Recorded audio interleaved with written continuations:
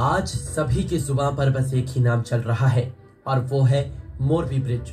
गुजरात के मोरबी पुल हादसे से पूरा देश गम के समंदर में डूबा है। हादसे में अब तक 141 लोगों की मौत हो चुकी है, तो वहीं दर्जनों लोग अब भी लापता है। गुजरात की मच्छू नदी पर बना ये पुल आज लोगों की नजरों से हटाए नहीं हट रहा है।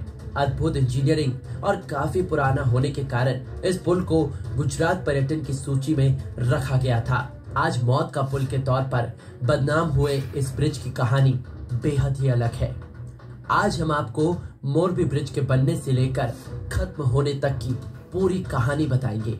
साथ ही ये भी बताएंगे कि इस झूलते हुए पुल को क्यों और किस लिए बनवाया गया था।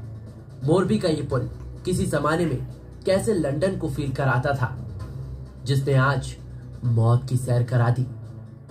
मोरबी ब्रिज कोई आम पुल नहीं था, इसका इतिहास बेहद ही खास है। मच्छू नदी पर बने इस पुल को आजादी से पहले साल 1887 में मोरबी के तत्कालीन राजा वागची ठाकुर ने बनवाया था। हालांकि पहली बार इस हैंगिंग ब्रिज का उद्घाटन 20 फरवरी 1879 को तत्कालीन मुंबई गवर्नर रिचर्ड टेम्पल ने किया था।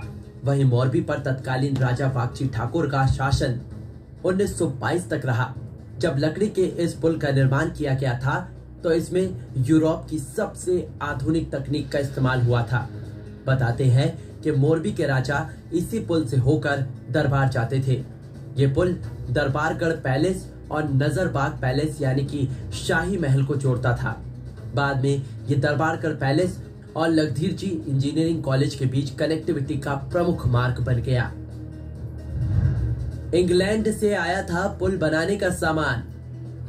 मोरबी ब्रिज ऐसे ही खास नहीं था। ब्रिज को बनाने के लिए इंग्लैंड से सामान मंगाया गया था। 1.25 मीटर चौड़ा और 233 मीटर लंबा ये पुल मोरबी की शान रहा है। लोग यहाँ पहुंचकर यूरोप की तकनीक का अनुभव किया करते थे। सभी सामग्रियां इंग्लैंड से आई थी और इस ब्रिज को बनाने में तब 3.5 लाख रुपए का खर्च आया था। 2001 में आए भयानक भूकंप में इस ब्रिज को गंभीर नुकसान पहुंचा था। लंदन का एहसास कराता था मोरबी ब्रिज। जैसे ही कोई मोरबी में प्रवेश करता उसे ये सस्पेंशन ब्रिज अपनी ओर आकर्षित कर लेता था। नदी के किनारे का नजारा लोगों को विक्टोरियन लंदन का एहसास कराता था।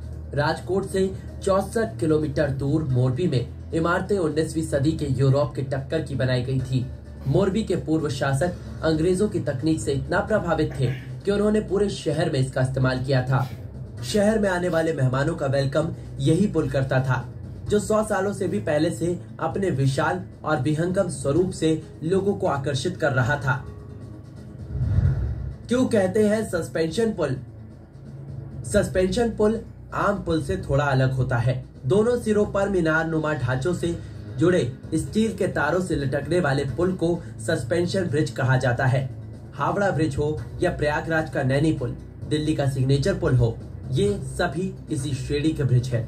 सस्पेंशन ब्रिज शानदार इंजीनियरिंग का उदाहरण रहा है।